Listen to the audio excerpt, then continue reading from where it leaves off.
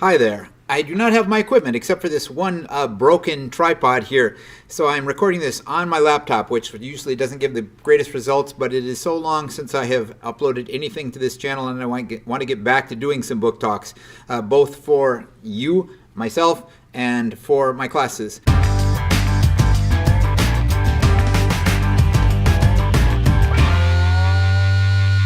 So today we talked in class about Jacqueline Woodson's If You Come Softly. I chose this book largely because it was chosen by John Green for his new book club.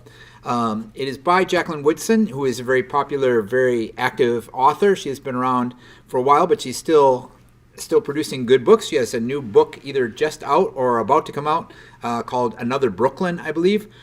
She has published over 30 books, ranging from children's picture books, some middle grade fiction, and some young adult novels. Our high school library here has 7 of her books. My classroom library has unfortunately only 2 at this point, this one and also Brown Girl Dreaming. Most of her books address issues of race, some gender, and economic issues. I think one of her most recent super popular books is called Brown Girl Dreaming, and one I would probably recommend as a starter. If you have not read any of her books, start there and then expand. Miracles Boys was another very popular book, so dig into those and check those out. But what about If You Come Softly? It's 181 pages, so it's a pretty quick read. I got through it in a weekend. I'm going to say this is, as it says here, she is a 3-time Newbery Honor author. She writes beautifully. This book was not my favorite, and I'm kind of curious. I'm looking forward to John and Roseanne Halse-Rojas addressing this in the book club to see why they chose this book. It's a love story between 2 high school students. It was written in 1998. That's not 100 years ago. You're not talking about Shakespeare or Mark Twain or anything, but in a way, to a certain extent, it felt a little bit dated.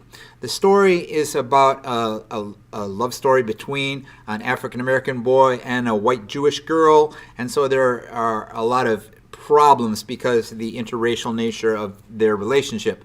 And I'm not naive or stupid. I recognize there are still problems with racism in our country and in the world, and places where this would be a big deal. But today, I don't think that you would raise that many eyebrows in New York City, where the story is set, just having an interracial couple like that.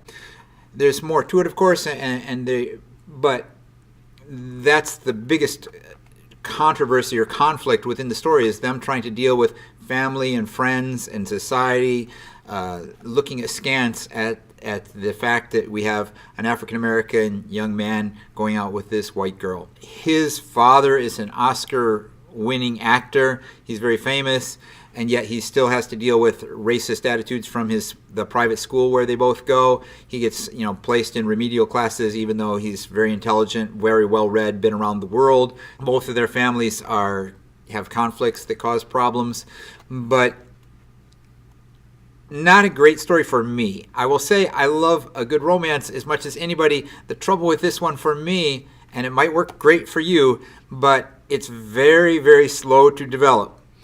They bump into each other at the start of the school year, or when he gets admitted to the school, and they instantly are smitten with each other, and then it's about 100 pages before they get up the nerve to actually do much of anything relationship-wise. But the language is beautiful because Jacqueline Woodson writes wonderfully. Let me read this introduction first page here. It says, "At first sight. I couldn't stop looking at him, at his smile and his hair. I had never seen locks up close. His were thick and black and spiraling down over his shoulders. I wanted to touch them, to touch his face. I wanted to hear him say his name again. For a moment we stared at each other, neither of us saying anything. There was something familiar about him, something I had seen before. I blinked, embarrassed suddenly, and turned away from him. Then Jeremiah rose, and I rose. 'Well, goodbye, I guess. I guess I'll see you around,' he said softly, looking at me a moment longer before turning away and heading down the hall, his locks bouncing gently against his shoulders. 'Jeremiah,' I whispered to myself as I walked away from him. I could feel his name settling around me, as though I was walking in a mist of him, of Jeremiah. That's the nature of their relationship for the next 100 pages, is that they just spend a lot of time thinking, obsessing, crushing on each other, thinking about how beautiful they are. They do finally get together. They do have a spark romance, and things go fairly well despite the problems of the world, and then things go really bad at the end. Don't want to spoil it, but don't read the book if you're looking for a happy ever after. In a way, the ending is fairly predictable and really telegraphed well in advance of the ending. You kind of sense what's going to happen. But that doesn't mean just because it has a sad ending and just because it's not fraught with action, you might love this book. I just didn't. But if you come softly, let's pay attention to what they say in the book club from John and Roseanne and hope that we learn some more insight. Try it out if it sounds like your cup of tea. Till next time, keep reading. Don't forget to be awesome, and I will talk to you again sooner than later, rather than later, hopefully. Bye.